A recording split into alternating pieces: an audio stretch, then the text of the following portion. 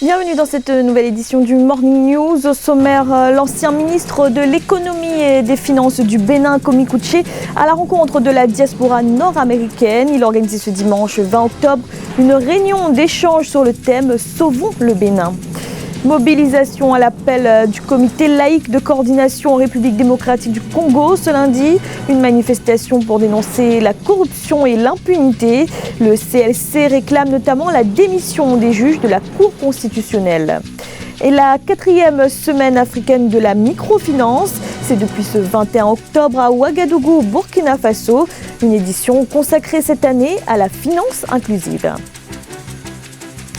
Mais tout d'abord, au Soudan, une commission d'enquête a été mise en place sur la répression des manifestations au mois de juin dernier. Commission désignée ce dimanche par le gouvernement de transition. Elle devra notamment faire la lumière sur ces faits qui avaient ému l'opinion publique. Des manifestants jetés dans le Nil. Les pouvoirs de la commission d'enquête seront étendus puisqu'elle aura la possibilité d'entendre des fonctionnaires de l'État. Mais elle aura également accès à des documents officiels et aux rapports des forces de sécurité. Dans l'actualité également, l'ancien ministre de l'économie et des finances du Bénin, Komi Kouché, a organisé ce dimanche 20 octobre une réunion d'échange avec la diaspora nord-américaine. Une rencontre sur le thème « Sauvons le Bénin ». Rendez-vous, il a notamment été question de la situation du pays depuis l'alternance au pouvoir et des relations parfois tendues avec l'opposition. Sur ce point, Komi Kouché ne mâche d'ailleurs pas ses mots et dénonce certaines pratiques qu'il attribue au gouvernement. On l'écoute. Nous avons eu cette malchance d'avoir à la tête de notre pays depuis 2016 un régime qui fonctionne exactement comme un cartel de drogue. C'est-à-dire les fondamentaux qui caractérisaient notre démocratie sont aujourd'hui bafoués. Nous assistons carrément à une privatisation de l'État avec une répression maladive contre les opposants, à commencer en premier lieu par moi-même qui suis ici. Et ceci se passe par, bien évidemment, la création au sein de l'appareil judiciaire de mécanismes d'inquisition, parce que quand même encore au Bénin, il y a des juges qui restent attachés à leur serment, et à la faveur d'un prétexte de lutte contre la corruption, vous avez aujourd'hui la liberté d'expression, qui était la chose à laquelle les Béninois étaient les plus attachés. Le Béninois aime dire ce qu'il pense comme il le veut, comme il le pense, et c'est ce que le renouveau démocratique depuis 1990 lui a laissé comme héritage, comme valeur fondamentale. Aujourd'hui, vous assistez à des arrestations de toutes les voix insoumises, de toutes les voix qui ne partagent pas le même point de vue que le gouvernement. Le Niger affecté par la fermeture de sa frontière avec le Nigeria dans le sud du pays. De longues files de camions vides ou chargés de marchandises sont toujours bloqués à la frontière nigériane. Conséquence, le commerce qui tourne au ralenti, mais aussi le développement de la contrebande. La contrebande, c'est ce qui avait d'ailleurs amené le président nigérian Muhammadu Buhari à fermer sa frontière de 1500 km avec le Niger. En République démocratique du Congo, une manifestation avait lieu ce lundi 21 octobre à l'appel du comité laïque de coordination, le CLC, qui dénonce l'impunité et l'impuissance de la justice. En ligne de mire des manifestants, l'affaire des 15 millions de dollars de rétrocession sur les prix des produits pétroliers. Reportage de notre correspondant Jacques Amboka.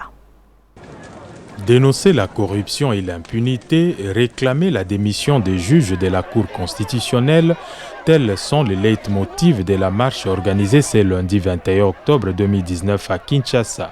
Sous la conduite du CLC, Comité laïque de coordination, les manifestants sont partis de différents endroits pour terminer dans une dizaine de sites, dont la place Victoire dans la commune de Kalamou. C'est un langage que nous communiquons. La population est contre la corruption, la population est contre le mauvais comportement des juges.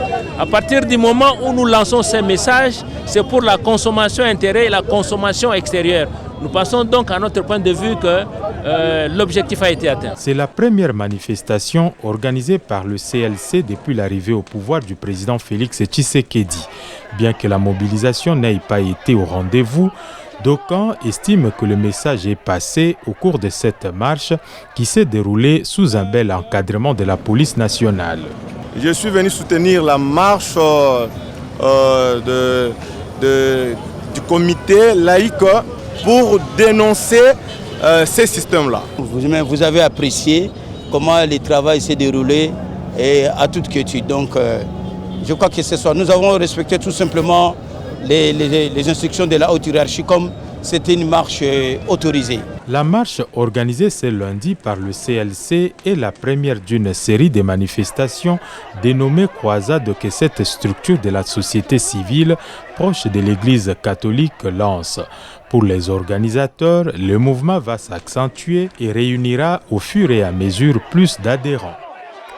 Ouagadougou, la capitale burkinabé, accueille jusqu'au 25 octobre la 4e édition de la Semaine africaine de la microfinance. Thématique retenue cette année, la finance inclusive au service des objectifs de développement durable. Il sera notamment question de l'amélioration des services financiers. Reportage notre correspondant Jean-Paul Ouedraogo. Enquête d'impact, la finance inclusive au service des objectifs de développement durable. C'est sous ce thème que s'est ouvert ce lundi 21 octobre 2019 à Ouagadougou la 4e semaine africaine de la microfinance. Une rencontre aux grands enjeux pour les acteurs de la microfinance du continent qui attendent des panels des experts, des solutions pour l'amélioration des services financiers. Ce salon de la microfinance est très important pour le FAF, un fonds comme le nôtre, parce que ça nous permettra d'entrer en contact avec d'autres institutions de microfinance et de voir les défis de chacun des autres et les solutions, surtout les solutions proposées. 715 participants venus de 52 pays prennent part à cette édition. Parmi ces participants, des professionnels du secteur de l'inclusion financière, notamment des banques, des systèmes financiers décentralisés et des bailleurs de fonds. Il sera également question de la problématique de la finance digitale. Ce continent risque d'être l'incubateur dans ce domaine, étant donné que nous avons pris de l'avance sur les autres continents en termes de systèmes financiers décentralisés. Et donc, c'est un domaine qui avance mieux et qui résout pas à pas les problèmes économiques dans notre sous-région. Dédiée au développement de l'inclusion financière en Afrique, l'activité se tient tous les 2 ans. Elle est une initiative de United Nations Capital Development Fund, une structure qui œuvre à l'accès aux capitaux publics et privés pour les populations démunies.